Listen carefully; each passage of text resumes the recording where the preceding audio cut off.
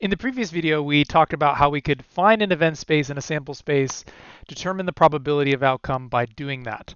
But as you were probably thinking, and as I was saying, it's quite annoying and there's got to be a simpler way. So what is another way?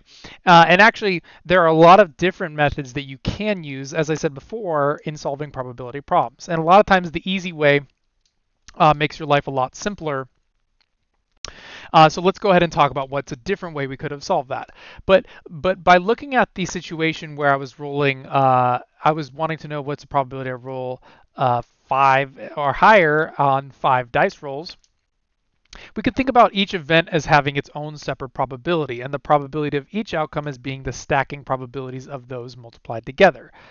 Because if I think about like the first roll, and really, this is kind of coming back to the number of outcomes being the sum of the combinations, as I was mentioning before. Well, another thing to notice, which I was kind of hinting at in the last video, is that 32, it's not it's not an arbitrary number. It's actually 2 to the 5th power.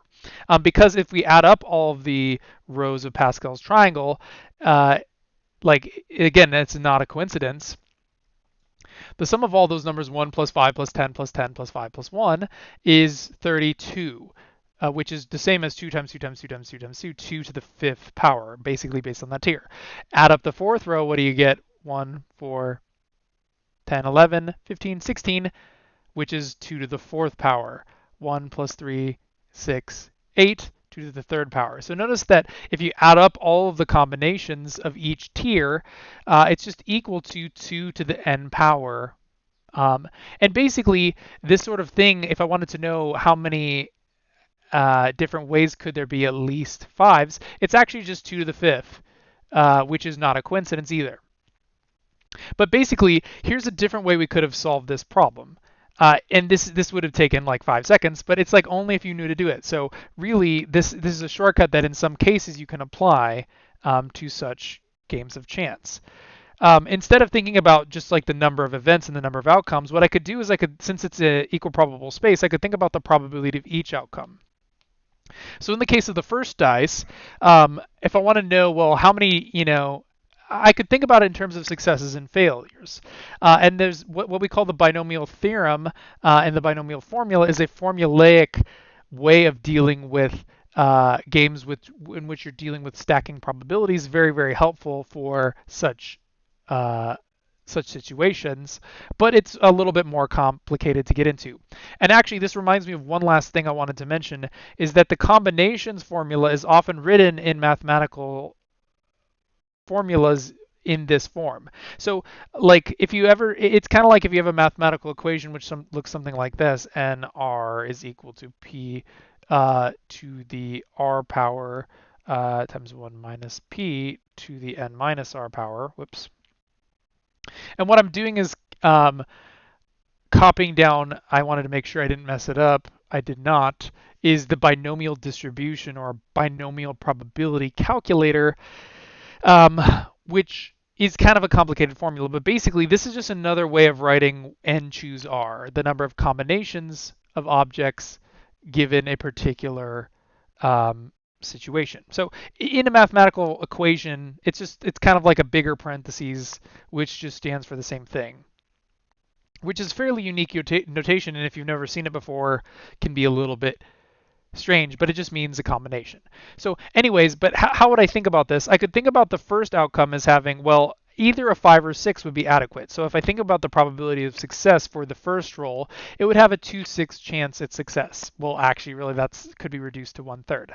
And then if I think about the second roll versus success failure, there's 2/6 chance of that being successful.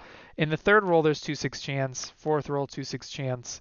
But basically, if I was to look at each roll in succession, each one has a 1/3 chance or 2/6 chance of successfully being a 5 or a 6, just due to the fact that each individual probability, there's only 6 outcomes per dice, and 2 are successful. And another theorem that we're not really going to get to is that in particular cases, if you multiply the probability of each event individually, the net product of those probabilities give you the individual probability. But again, I'm not trying to get in that math is, we don't have time for all that, but I'm just trying to show you a shortcut and why it makes sense in this case. Or obviously I could write that as 2 6 to the fifth power. But notice that if I do that, that's just 2 to the fifth divided by 6 to the fifth. What that ends up giving me is the number of acceptable events, 32, which I can clearly see that makes sense, right? Because there was 32 different ways to arrange all the dice rolls, including fives and sixes. And then out of all of the outcomes is 6 to the fifth, because there's, in terms of the total outcomes, as we said at the very beginning, there's 6 in each case by fundamental counting principle, 6 times 6 times 6 times 6 times 6. But basically, it's just a ratio of fundamental counting principles. Only 2 of the outcomes are acceptable. There are 6 total outcomes. And if I'm doing 5 total iterations of that, it's just going to be that probability to the fifth power for my probability of success in that particular instance. Now, if you want to weave failures in and other things, that's where the binomial theorem comes into play, and it's another very interesting formula to which we're not going to get into. But anyways, notice that if I go ahead and do that math, that would be 2 over 6 to the fifth power. Again, I could reduce it to 1/3, but I'm not, just to illustrate where the numbers are coming from. That gives me 0.4%. But notice it's the same thing because it's the same series of numbers, but it's way, way easier than what I did, right? And if I just started by showing you that method, it might not make as much sense. But that's why I wanted to do the very elaborate, torturous method first, is to kind of help see the simpler outcome.